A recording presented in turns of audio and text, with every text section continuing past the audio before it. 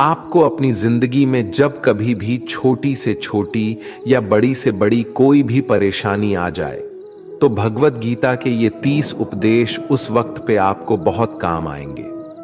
ये पवित्र विचार आपके लिए समझना और उसे अपने जीवन में अनुकरण करना बहुत ही आवश्यक है।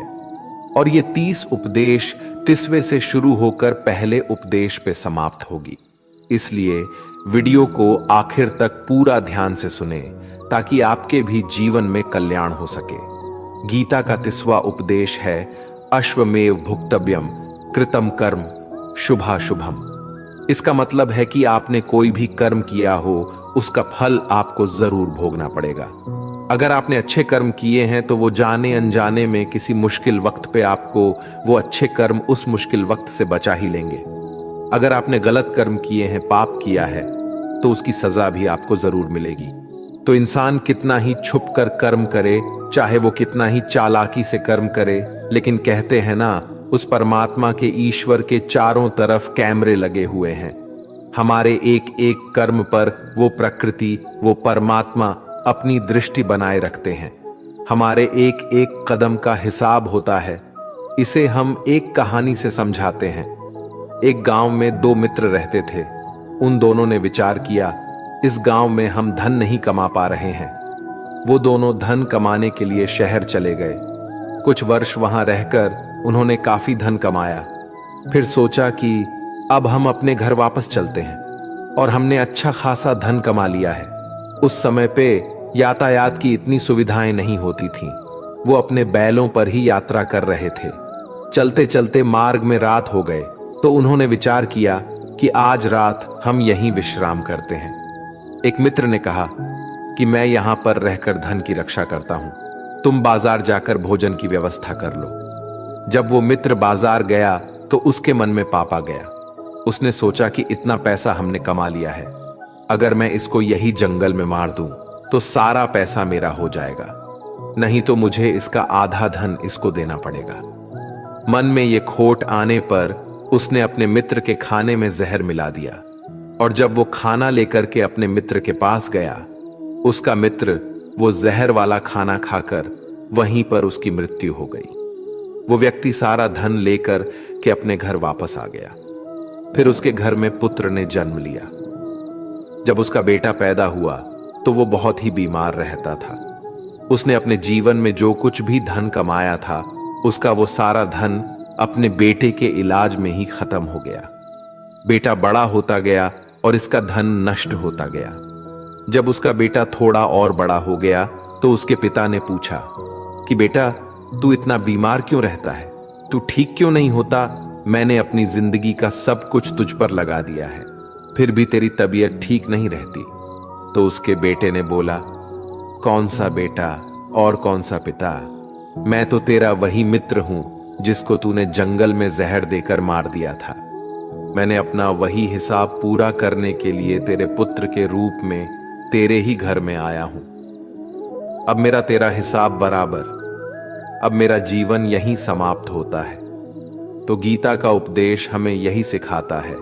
कोई अपने आप को कितना भी चालबाज समझता हो, होशियार समझता हो, लेकिन अगर उसने गलत कर्म किया है, चाहे आज नहीं तो कल उसे उसका फल भोगना ही पड़ता है। कोई भी व्यक्ति अपने किए हुए कर्म से बिना उसको भोगे कभी छूट नहीं सकता। गीता का 29वां उपदेश है कि आपके सारे दुखों का कारण किसी को अपना मानना है। आप कभी गौर करना, आपकी जिंदगी के सारे दुख, सारी तकलीफें, सारी चिंताएं वहीं से आते हैं जहां आपका अपमान होता है कि ये मेरा है, ये मेरा अपना है। यहीं से आपकी जिंदगी में दुख का आना शुरू हो जाता है। इसे एक छोटी सी कहानी से समझते हैं। एक व्यक्ति के पास एक बहुत बड़ा महल था। उसने जिंदगी भर की सारी संपत्ति लगाकर उस महल को बनाया था। आसपास के शहरों के कई लोग उसके महल को देखने आते थे। कई बड़े बड़े सेठ उसके महल को खरीदने की कोशिश करते थे। इसलिए वो महल उसका अहंकार हो गया, उसके जीने की वजह था। उसका उस महल से बहुत लगाव था। एक दिन उसके महल में आग लग गई और वो कहीं बाजार गया हुआ था। जब वो घर लौट कर आया तो उसने देखा कि उसका महल तो आग में जल रहा है। अपने घर को आग में जलता हुआ देखकर उसे इतना दुख हुआ। उसने कहा, अगर ये महल नहीं रहेगा तो मैं भी जिंदा नहीं रहूंगा। अगर मेरा महल ही जलकर राख हो जाएगा तो मैं जी कर क्या करूंगा। वो भी उसी आग में छलांग लगाने की कोशिश करने लगा तो किसी दूसरे व्यक्ति ने उसे रोक लिया और कहा कि भाई, ये जो तुम्हारा महल है, इस महल को तुम्हारे कल बेटे ने किसी और को बेच आया है। जब उसे पता चला कि ये महल अब मेरा नहीं किसी और का हो चुका है तो उसकी सारी चिंता खत्म हो गई। जैसे और लोग उस जलते हुए महल को देखकर तमाशा देख रहे थे, वैसे ये भी खड़ा हो गया। इतने ही देर में उसका बेटा आया। वो अपने बेटे को देखकर बहुत खुश हुआ। उसे आशीर्वाद देने लगा कि तेरे जैसा बेटा तो बहुत भाग्य वाले माता पिता को मिलता है। तुमने तो मेरी जिंदगी बचा ही ली। आज इस घर में आग लग रही थी और तूने कल ही इसका सौदा कर दिया। वो अपने पिताजी से कहने लगा कि पिताजी, इस महल के सौदे के लिए बात तो करने गया था, पर सौदा कभी पक्का हुआ ही नहीं है। जब उसके पिता ने यह सुना कि अभी इस महल का सौदा हुआ ही नहीं है तो वो दोबारा से फूट फूट कर रोने लगा और अपनी छाती पीटने लगा। महल वही है, इंसान वही है, लेकिन जब महल मेरा है तब वो दुख भी देता है, खुशी भी देता है। लेकिन जब वो मेरा नहीं है, उससे मेरा कोई रिश्ता नहीं है, तो सारे दुख खत्म हो जाते हैं। ऐसे ही जिंदगी में जब किसी जगह, किसी इंसान को, किसी रिश्ते को, किसी काम को हम अपना मान लेते हैं, मेरा मान लेते हैं, वो वहीं से सारे दुखों की शुरुआत होती है, वहीं से हर तकलीफ की शुरुआत होती है। तो श्रीमद् भगवद गीता का ये 29वां उपदेश यही कहता है कि आप जैसे ही किसी को अपनी जिंदगी जीने की वजह मान लेते हो, इसके बिना तो मैं जी ही नहीं सकता, तो फिर वो चीज, वो इंसान, वो काम आपको बहुत दुख देता है। दोस्तों, इससे पहले कि हम 28वें उपदेश पर जाए, आपसे विनती है कि अगर आप इस वीडियो से कुछ भी सीख रहे हैं तो इस वीडियो को एक लाइक कर दीजिए और इस चैनल को सब्सक्राइब कर लीजिए। तो फिर चलिए आगे बढ़ते हैं। गीता का 28वां उपदेश है कि आज मैं जियो। हल्की चिंता करना छोड़ दो। जो भी व्यक्ति अपनी बीते हुए कल या अपने आने वाले कल में खोया हुआ रहता है, वो जिंदगी में कभी खुश नहीं रह सकता। आपको जिंदगी में खुशी सिर्फ और सिर्फ तब मिल सकती है जब आप वर्तमान में जी सके, आज के आनंद को जी सके। बीते हुए कल और आने वाले कल का कोई वास्तविक अस्तित्व नहीं होता। वो सिर्फ आपकी बुद्धि और आपके विचारों में होता है। उसे सिर्फ आप अपने मन के अंदर और बुद्धि के अंदर जीते हैं। उसकी कोई वास्तविकता इतनी नहीं होती। उसे सिर्फ आप अपने मन के अंदर और बुद्धि के अंदर जीते हैं। लेकिन जिससे आप वास्तविकता में जीते हैं, वो आपका आज होता है, वो आपका चल रहा पल होता है। अगर आप अपने मन और बुद्धि को अपने भूतकाल और भविष्य काल में अटका कर रखेंगे तो याद रखना, आप कभी खुश नहीं रह पाएंगे। और अगर जिंदगी में खुश रहना चाहते हैं तो आज में और इसी पल में जीना सीखें। गीता का 27वां उपदेश है कि जो आपके साथ अधर्म करे, पाप करे, गलत करे, उसे दंड जरूर देना चाहिए। अगर आप उसे सहते हैं तो वो आपके साथ और गलत करता रहेगा। अगर आप उसे सहते हैं तो उसके पाप में आप भी भागीदार हो जाएंगे। अर्जुन श्री कृष्ण से कहने लगे कि जिनसे मैं युद्ध करने जा रहा हूं, ये सब मेरे भाई हैं, मेरे गुरुजन हैं। मैं इनके सामने कैसे हथियार उठाऊं, इनको कैसे मारूं? तो भगवान श्री कृष्ण ने अर्जुन से कहा कि जिन्हें तुम अपना मानते हो वो सभी अधर्मी हैं, वो पाप के पक्ष में खड़े हैं, और अगर तुम इनका वध नहीं करोगे, युद्ध नहीं करोगे, तो समाज में और भी पाप बढ़ जाएंगे। क्योंकि जब कोई ऐसे पापियों को नहीं रोकता है तो ये और भी ज्यादा पाप करते हैं। ऐसे ही जब आपके साथ कोई गलत करता है, आपको चोट पहुंचाता है, दुख पहुंचाता है, और वही आप चुपचाप रहते हो, तो उससे सामने वाले का मनोबल बढ़ जाता है। वो आपको कमजोर समझने लगता है और आपके साथ गलत करने का वो अपना हक समझने लगता है। लेकिन जब आप उसके गलत व्यवहार को, उसके अधर्म को रोक लेते हैं, उसका विरोध करते हैं, तब वो अपनी सीमा में रहना सीख जाता है। और यही कलयुग है। अगर इस जमाने में आपको खुश रहना है तो आपको अपनी रक्षा खुद ही करनी होगी। कोई आपके साथ गलत करे तो उसको कभी नहीं सहना रहना चाहिए, बल्कि उसका सामना करना चाहिए। गीता का 26वां उपदेश है कि किसी से भी हद से ज्यादा मोह कभी नहीं करना चाहिए। जिससे भी आप सबसे ज्यादा मोह लगाओगे, देखना वो आपको अवश्य रुलाएगा। मोह की वजह से ही आप किसी के पीछे मरते रहते हैं। मोह की वजह से ही आपको कई बार अपमान भी सहना पड़ता है, और कई लोगों को मोह की वजह से ही अपना अपमान दिखता भी नहीं है कि सामने वाला मेरी इज्जत तक नहीं कर रहा और मैं इसके पीछे मरा जा रहा हूं। वो आपकी आंखों पे ऐसी पट्टी लगा देता है कि आपको सच और झूठ दिखाई ही नहीं देता। आपको किसी इंसान का चेहरा दिखाई नहीं देता। आप जो देखते हैं, जो सुनते हैं, उसी पर यकीन करने लगते हैं, फिर चाहे आपको कितना ही दर्द मिल रहा हो। अगर आप किसी इंसान को ठीक से समझना चाहते हैं, उसकी सच्चाइयों को जानना चाहते हैं, तो उसके लिए बहुत जरूरी है कि आप उसके मोह से जल्द बाहर आ जाएं। आपका मोह आपको दुख देता है। जिस दिन मोह खत्म, उस दिन आपको किसी भी रिश्ते से कोई दुख नहीं मिल सकता, क्योंकि आपको फिर कोई फर्क ही नहीं पड़ेगा। गीता का 25वां उपदेश यह है कि आप वो मत करो जो सभी करते हैं, बल्कि वो करो जो आपके लिए सही है। स्वधर्मम निधनम श्रेय भारत धर्मो भयावह। श्री कृष्ण ने अर्जुन से कहा कि एक जो तेरा कर्तव्य है, जो तेरे लिए सही है, जो तुझे करना चाहिए वो कर तू। कभी भी वो काम मत कर जो दुनिया कर रही है। क्योंकि अर्जुन श्री कृष्ण से कहने लगा कि ऐसे भयंकर युद्ध में पढ़ने से अच्छा है कि मैं सन्यासी बन जाऊं। तो श्री कृष्ण ने अर्जुन से कहा कि सन्यासी बनना तेरा कर्म नहीं है, तेरा धर्म नहीं है, क्षत्रिय है तू। कर्म और तेरा धर्म यही है कि तू अधर्म का नाश कर, धर्म की रक्षा कर। ऐसे ही हर इंसान का एक अलग कर्तव्य होता है, एक अलग ही मार्ग होता है। तो कभी भी उस मार्ग पर मत जाना जहां सारी भीड़ जा रही हो।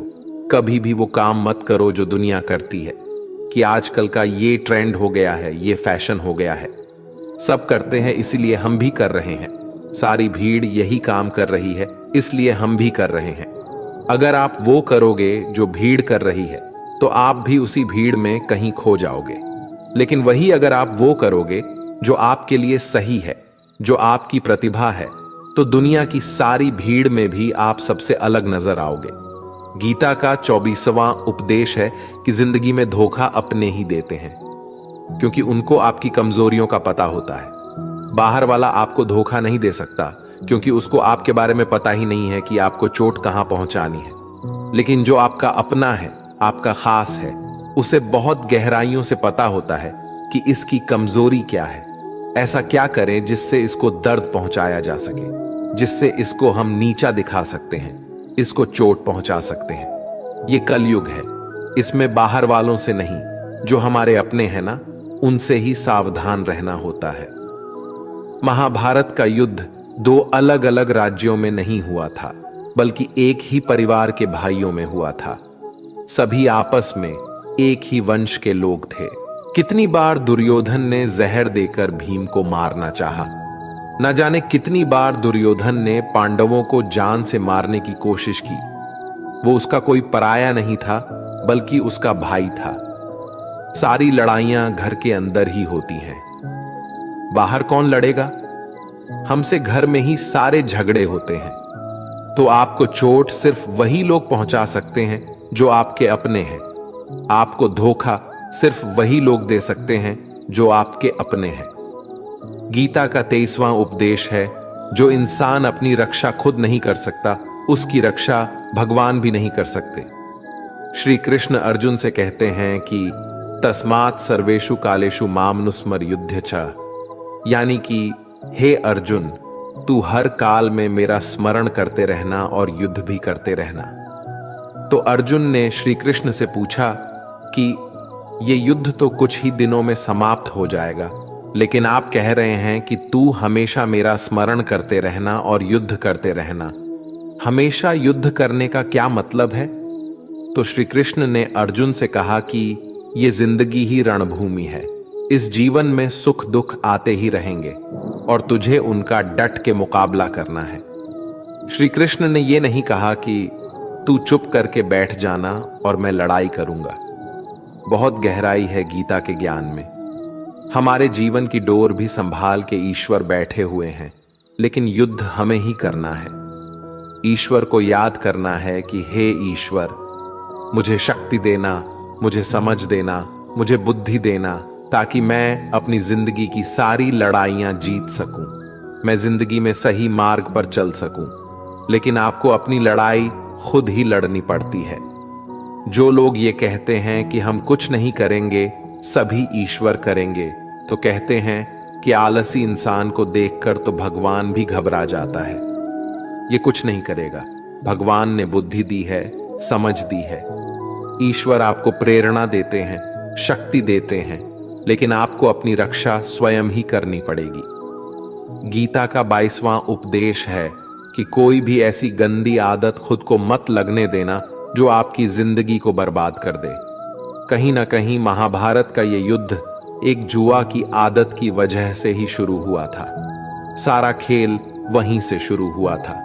एक ऐसी जुआ की लत जहां युधिष्ठिर ने अपने भाइयों को दांव पर लगा दिया, अपनी पत्नी को दांव पर लगा दिया, ऐसा जितने का नशा की अपना सब कुछ गंवा दिया।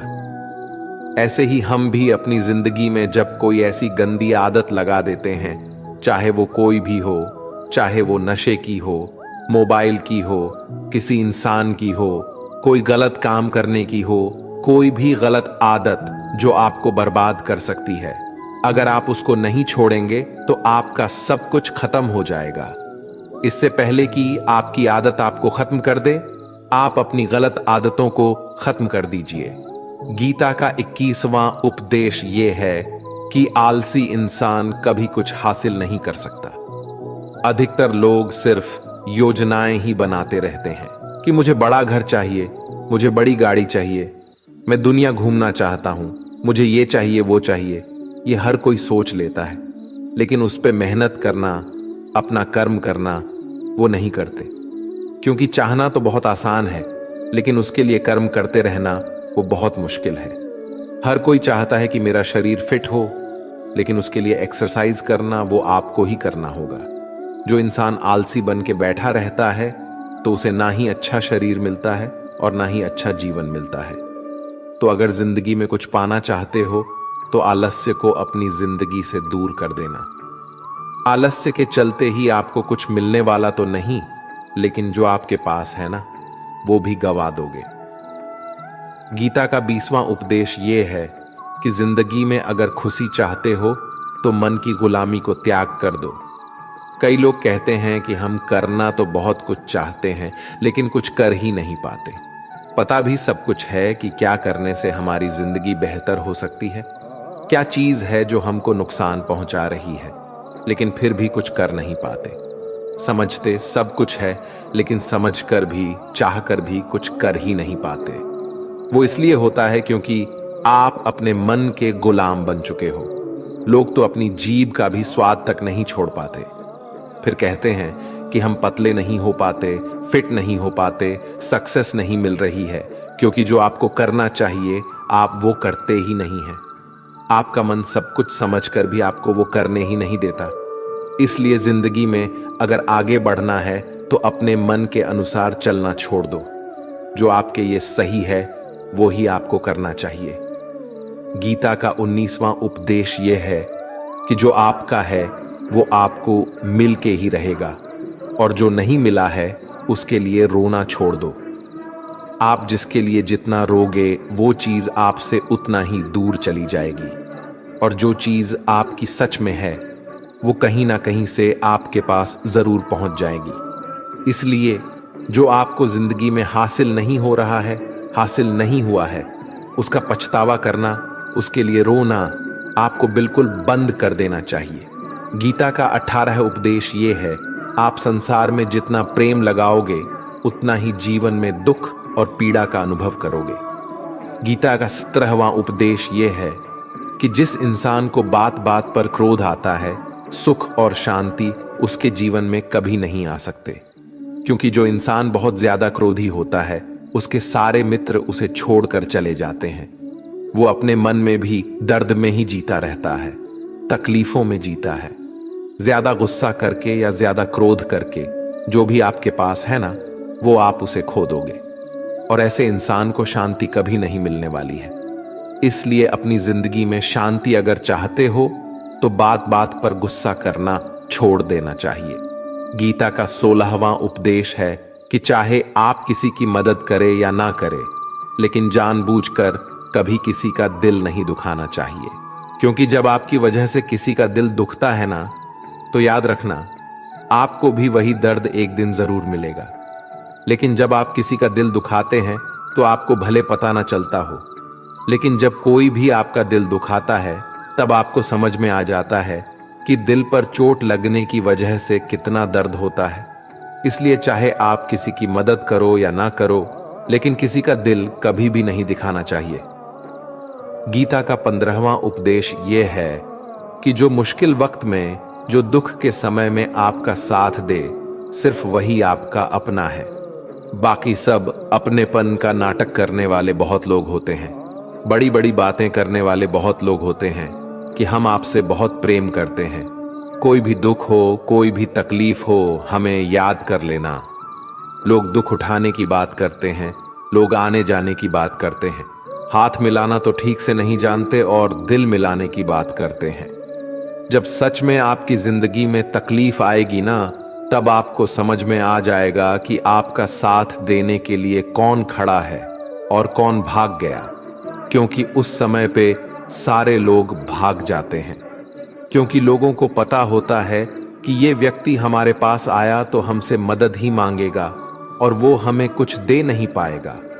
लोग आपसे सिर्फ तभी रिश्ता रखते हैं जब आप उन्हें कुछ दे सकते हैं और आपसे उन्हें कुछ फायदा हो सकता है। लेकिन जब लोगों को ये पता चल जाता है, ये समझ में आ जाता है कि उनको आपसे कोई फायदा नहीं होने वाला, बल्कि उनको तो आपकी मदद करनी पड़ेगी, तो वो आपको दूर से ही देखकर भाग जाते हैं। इसलिए जो आपके मुश्किल वक्त में आपके साथ खड़ा हो, सिर्फ वही आपका अपना होता है। बाकी इस दुनिया में सब पराये होते हैं, क्योंकि सिर्फ अपना अपना कह देने से कोई अपना नहीं हो जाता। गीता का 14वां उपदेश है कि जो भी होता है अच्छे के लिए होता है, और जो हो रहा है वो भी अच्छे के लिए ही हो रहा है, और जो आने वाले भविष्य में होगा वो भी अच्छे के लिए ही होगा। वैसे ये बहुत गहरी बात है। कुछ चीजें जिंदगी में ऐसी होती है जो हमें लगता है कि मेरे साथ ही ऐसा क्यों हुआ, मेरे साथ ही होना था ये सब। लेकिन जब वो वक्त गुजर जाता है, एक दिन हमको समझ आ जाता है कि अगर हमारे साथ ये सब नहीं होता तो आज हम इस मुकाम पर नहीं होते। अगर मेरे साथ ये सब नहीं होता तो शायद हमारी जिंदगी और भी बर्बाद हो सकती थी। इसलिए अगर हमें ये समझ में आ जाए कि जिंदगी में जो कुछ भी हो रहा है वो सब अच्छे के लिए ही हो रहा है, तो जीवन में हमेशा खुश रहेंगे। गीता का 13वां उपदेश है कि हर काम को समझदारी से करना ही योग होता है। योगः कर्मसु कौशलम। कई लोग काम तो करते हैं लेकिन उन्हें हासिल कुछ नहीं होता। बहुत लोग कहते हैं कि हम तो मेहनत बहुत करते हैं, तब भी जिंदगी में सफलता हासिल नहीं हो रही है। लेकिन सच्चाई ये है कि बहुत कुछ करने से, बहुत मेहनत करने से आपको सफलता नहीं मिलेगी, लेकिन सही तरीके से, सही समझ के साथ काम करने से आपको जिंदगी में सफलता अवश्य मिलेगी। गीता का 12वां उपदेश है कि कभी भी किसी भी चीज की अति नहीं करनी चाहिए। कोई भी चीज हद से ज्यादा नहीं करना चाहिए। किसी से प्रेम भी हद से ज्यादा मत करना, किसी से नफरत भी हद से ज्यादा नहीं करना। हद से ज्यादा मीठा भी खराब हो जाता है, हद से ज्यादा कड़वा भी खराब हो जाता है, हद से ज्यादा आराम भी आपको बीमार कर सकता है, हद से ज्यादा खाना भी आपको बीमार कर देगा, हद से ज्यादा भूखा रहना भी आपको नुकसान ही पहुंचाएगा। और हद से ज्यादा जागना भी आपको बहुत ज्यादा नुकसान पहुंचाएगा। इसलिए जीवन को संतुलन के साथ जीना चाहिए। जैसे ही आप संतुलन को खो देते हैं, वैसे ही आपके जीवन में कोई ना कोई छोटी या बड़ी दुर्घटना हो जाती है। गीता का 11वां उपदेश है कि जिसे आप सबसे ज्यादा महत्व दोगे, वो आपको कभी महत्व नहीं देंगे। आपने कभी गौर किया है कि आपका अपमान कौन लोग करते हैं कि आप जिसे सबसे ज्यादा, हद से ज्यादा महत्व देते हैं? दूसरों की इज्जत करना अच्छी बात है, पर दूसरों की अगर बहुत ज्यादा इज्जत करेंगे, उनकी नजर में आपकी इज्जत खत्म हो जाती है। इसलिए किसी को भी कभी भी अपना सब कुछ नहीं बनाना चाहिए कि तुम ही मेरे सब कुछ हो। जैसे ही आप किसी को अपना सब कुछ बना लेते हैं, तो आप उसके लिए कुछ भी नहीं रह जाते। इसलिए लोगों को इज्जत उतना ही देना चाहिए जितना वो हजम कर सके। हद से ज्यादा इज्जत देना आपकी ही बेइज्जती करवा सकता है। गीता का 10वां उपदेश है जिसके साथ सत्य और ईश्वर की शक्ति है। चाहे सारी दुनिया उसके खिलाफ ही क्यों ना हो जाए, लेकिन अंत में जीत उसी की होती है। श्रीमद् भगवद गीता में कुल 700 श्लोक है और 18 अध्याय हैं। गीता का आखिरी श्लोक है, यत्र योगेश्वरः कृष्णो यत्र पार्थो धनुर्धरः तत्र सिरिरः विजय और भूति विधवाणी फिर मतिर्ममः। धृतराष्ट्र बार बार संजय से पूछता था कि बताओ, युद्ध में कौन जीत रहा है, कौन हार रहा है, क्योंकि उसे विश्वास था कि भीष्म पितामह मेरे पक्ष में है, गुरु द्रोणाचार्य मेरे पक्ष में है और यहां तक कि कर्ण भी मेरे पक्ष में है, तो भला हमें कौन हरा सकता है। लेकिन संजय ने धृतराष्ट्र को कहा कि जहां ईश्वर है वहीं पर सकते हैं और हमेशा वहीं जीत होती है। चाहे आपके पास कितनी भी शक्ति क्यों ना हो, लेकिन सत्य और ईश्वर जिसके लिए खड़े हो जाए, उसे दुनिया में कोई भी नहीं हरा सकता। गीता का 9वां उपदेश है कि किसी पर भी आंखें बंद करके भरोसा नहीं करना चाहिए। जैसे महाभारत की कथा में दुर्योधन ने कितनी बार षड्यंत्र करके पांडवों को मारने की कोशिश की, आग में जलाने की कोशिश की, पर वो धर्म पर चलने वाले लोग बार बार उसकी बातों में आ गए। ये बात और है कि ईश्वर उनकी रक्षा कर रहे थे, पर जिसे वो अपना भाई समझ रहे थे, जिससे वो अपना सगा समझ रहे थे, जिस पे वो भरोसा कर रहे थे, वही उनकी मृत्यु करवाना चाहता था। इसलिए भरोसा करते समय अपनी आंखें जरूर खुली रखनी चाहिए। गीता का 8वां उपदेश है कि जीवन में वैसे तो लड़ाई झगड़े से बचना चाहिए, लेकिन जब बात आपके चरित्र, सम्मान और अधिकार की हो, तो लड़ना भी चाहिए। अर्जुन भी महाभारत का युद्ध करना नहीं चाहते थे, क्योंकि सामने उसके अपने खड़े थे।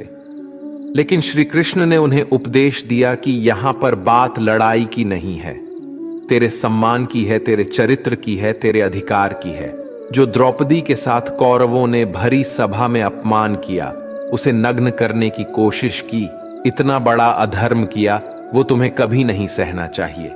इसलिए बात जब आपके चरित्र पर आ जाए, आपके सम्मान पे आ जाए, तो चाहे वो अपना ही क्यों ना हो, आपको उसके साथ अवश्य ही लड़ना चाहिए।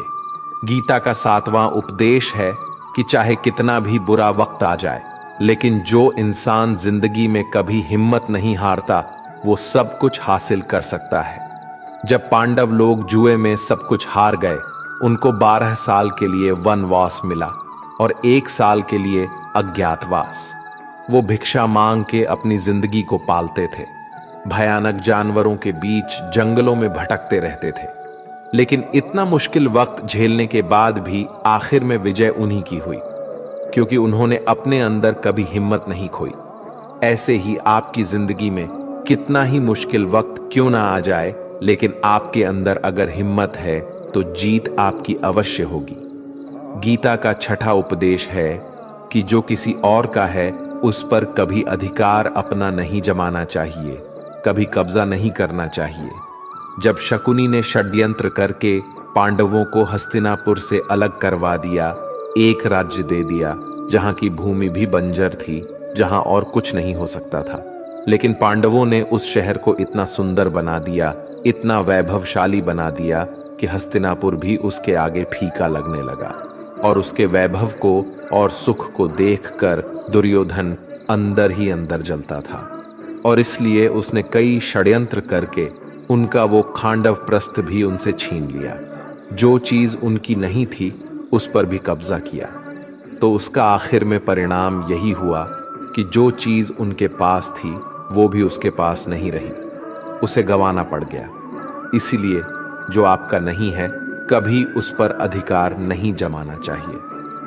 गीता का 5वां उपदेश है कि वो इंसान जिंदगी में सफल माना जाएगा जो अंदर से हमेशा खुश रहता है। बाहर से तो सभी खुश दिखाई देते हैं, लेकिन अंदर से इंसान अशांति से भरा रहता है। बहुत पैसा कमा लिया, कामयाबी हासिल कर ली, लेकिन वो कामयाबी असली नहीं। असली कामयाबी तब मानी जाएगी जब आपका मन खुश रहता हो। गीता का 4था उद्देश्य यह है कि आप जैसा अन्न खाओगे वैसा ही आपका मन और आपकी बुद्धि होगी। अब वैसा ही कर्म करोगे और वैसा ही आचरण करोगे। सात्विक अन्न खाओगे तो आपका मन भी सात्विक होगा, सात्विक व्यवहार भी करोगे, सोच भी आपकी अच्छी होगी। श्री कृष्ण ने भागवत गीता में सात्विक, राजसी और तामसी इन तीनों आहारों का विस्तार से वर्णन किया है कि क्या खाना चाहिए, क्या नहीं खाना चाहिए। पर इसका निचोड़ यही है कि जो मनुष्य सात्विकता से भोजन करता है उसे जीवन में सुख और शांति अवश्य मिलते हैं। गीता का 3रा उपदेश है कि बुरा इंसान कभी अपनी बुराई नहीं छोड़ेगा। चाहे आप उसके साथ कितना भी अच्छा चलो, वो आपको तकलीफें अवश्य ही देगा। इसलिए जो जैसा है आप उसके साथ वैसा ही व्यवहार करें। बुरे इंसान के साथ आप कितना भी अच्छा बन जाओ, वो कभी अच्छा नहीं बनने वाला। दुर्योधन जंगल में पांडवों को मारने के लिए गया था, लेकिन वहां पर भी लोगों ने दुर्योधन को पकड़ लिया। उसका मित्र कर्ण भी उसे छोड़कर भाग गया। वो भील दुर्योधन को मार देना चाहते थे, लेकिन युधिष्ठिर अपने भाई की रक्षा करने के लिए वहां पहुंच गया और उसके जीवन की रक्षा की। लेकिन उसके बाद क्या हुआ? वो हमेशा पांडवों को नुकसान ही करता रहा। इसलिए अगर कोई इंसान बुरा है, उसके साथ आप ज्यादा अच्छा बनने की कोशिश ना करो। जो जैसा है उसके साथ वैसा ही व्यवहार करो। गीता का 2रा उपदेश है कि मृत्यु से डरना व्यर्थ है। हर व्यक्ति के मन में मृत्यु का भय होता है। इस संसार का जब से निर्माण हुआ है तब से जन्म मृत्यु का चक्र चला आ रहा है। यह प्रकृति का नियम है।